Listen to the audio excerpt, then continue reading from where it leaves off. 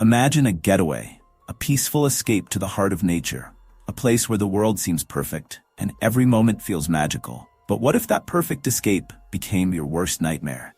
What if the silence of the woods wasn't as empty as it seemed? Some places hold secrets better left undisturbed. Eden Lake is one of them. Would you dare to stay? So grab your popcorn, dim the lights, and let's get into it.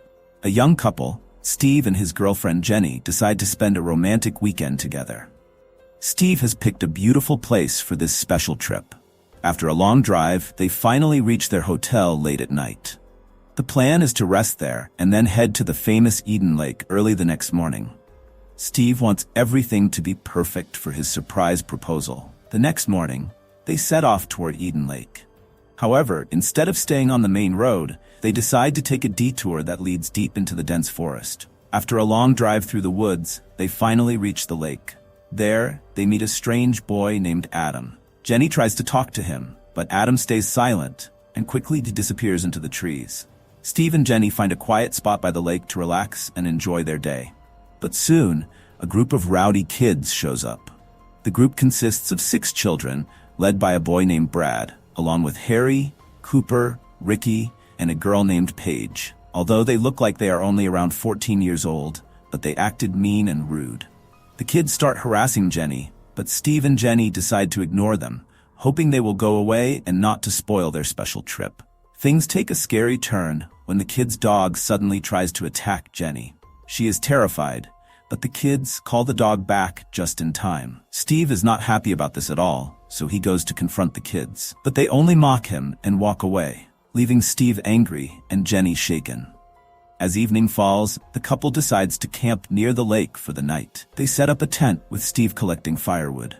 As darkness covers the forest, they begin to feel like they are being watched. Strange noises come from the bushes, making them uneasy, but they don't see anyone. They try to sleep, but the eerie feeling of being followed lingers. The next morning, Steve and Jenny wake up to find that all their food has been ruined.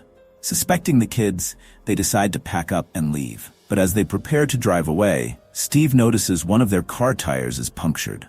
Someone had placed a glass bottle under the tire, clearly another prank by those troublesome kids. Steve quickly changes the tire, and they head toward the nearest town. When they reach the town, they spot the kids again.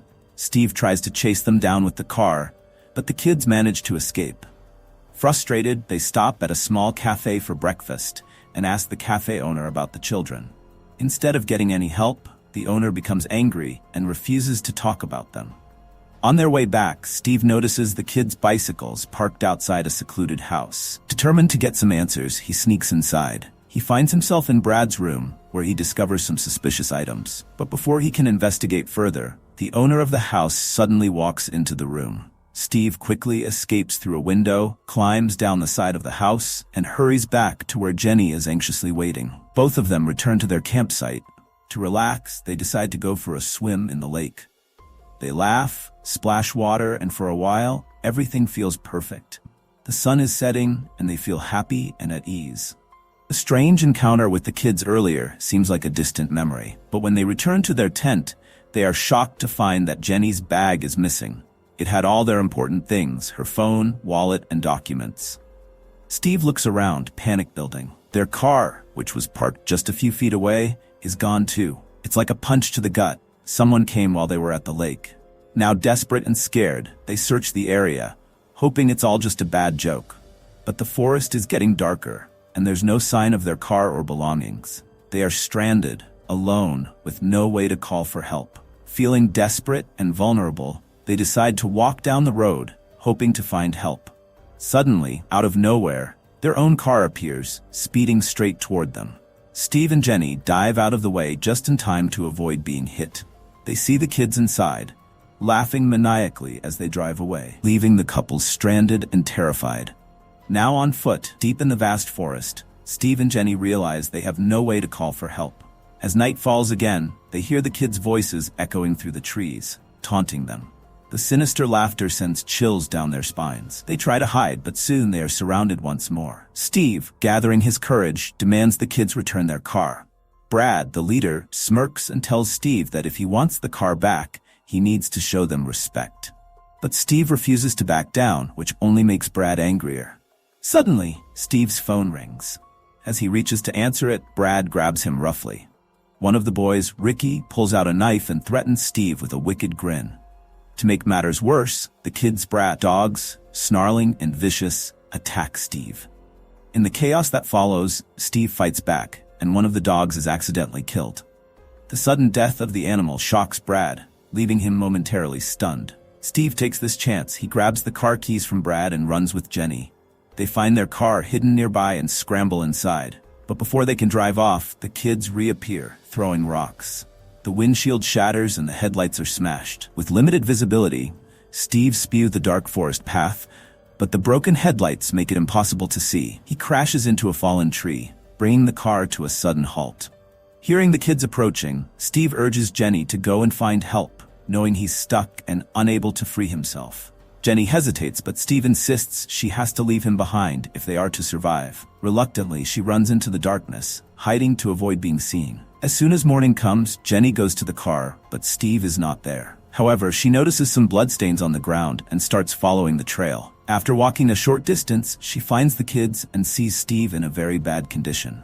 They have tied him up with metal chains, and Brad is torturing him. Harry tries to stop Brad, but Brad threatens him and even gives him a knife, ordering Harry to make a deep cut on Steve's body. Harry does as told. After that, Brad forces everyone to take turns stabbing Steve. While Paige records everything on her phone, some stab him in the stomach, while others even push the knife into his mouth.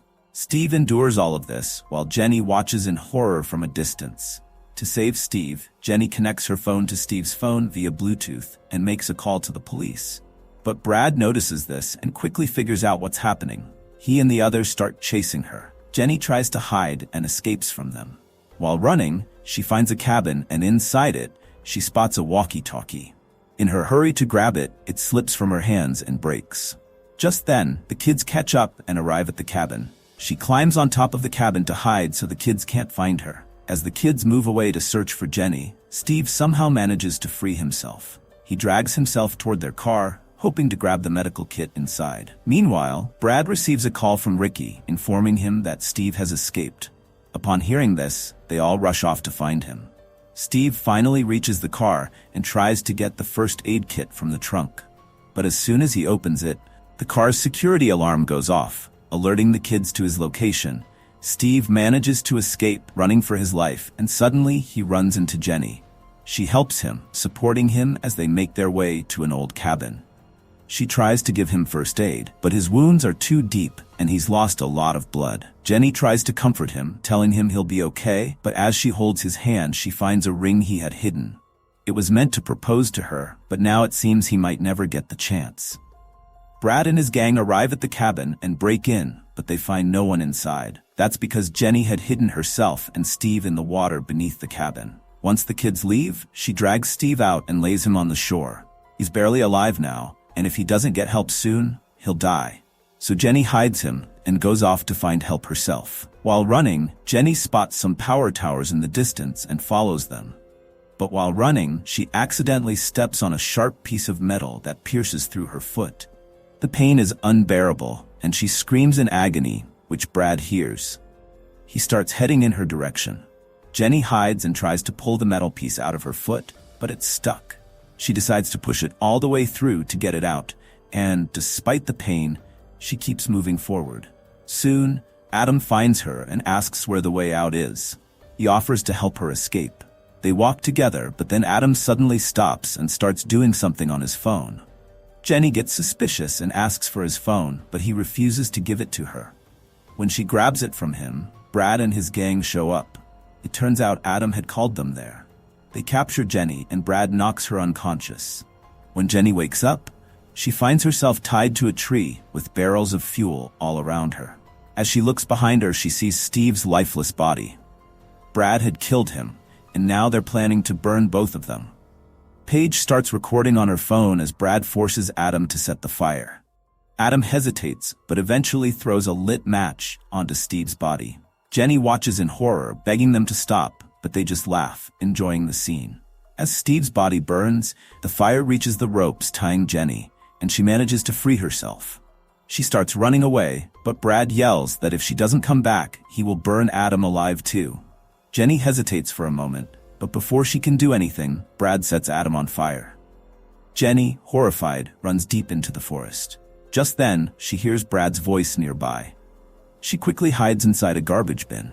The smell inside is unbearable, as it's filled with months-old trash, but it's her only way to stay safe, so she quietly waits there. Once the kids leave, she gets out and tears off a piece of her clothing, wrapping it around the glass shard to make a weapon. She looks at her reflection in a broken mirror when suddenly Ricky shows up. Without thinking, she plunges the glass into his neck and he collapses, dying in agony. Jenny feels deep regret because Ricky was the kindest among them. Night falls quickly, and Brad becomes furious after seeing Ricky's dead body. Harry, scared and wanting to leave, tries to go home, but Brad doesn't let him, and when Harry refuses, Brad beats him so badly that Harry dies too.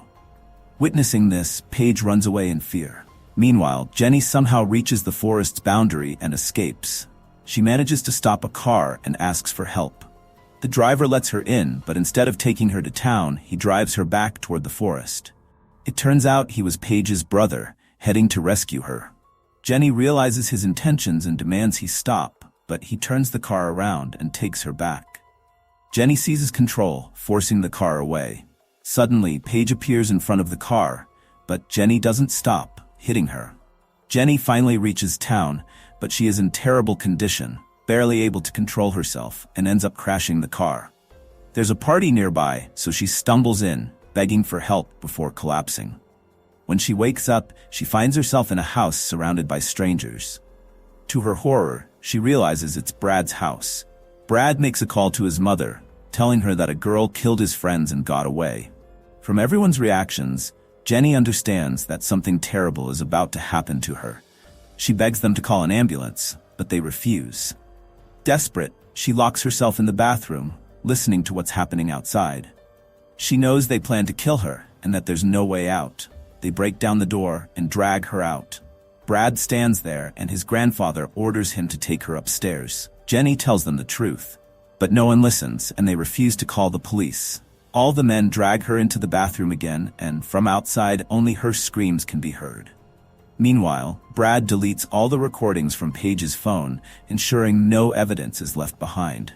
He cleans up everything so thoroughly that no one suspects him, leading to the deaths of many innocent people. And that's a wrap on this movie story. So, what did you think? Who were the real monsters here? The wild kids, or the parents who turned a blind eye? Let me know your thoughts in the comments. If you enjoyed this breakdown and want more thrilling movie explanations, don't forget to like, subscribe, and turn on notifications so you never miss an update. Until then, stay safe and keep the lights on. And remember, always be careful who you trust.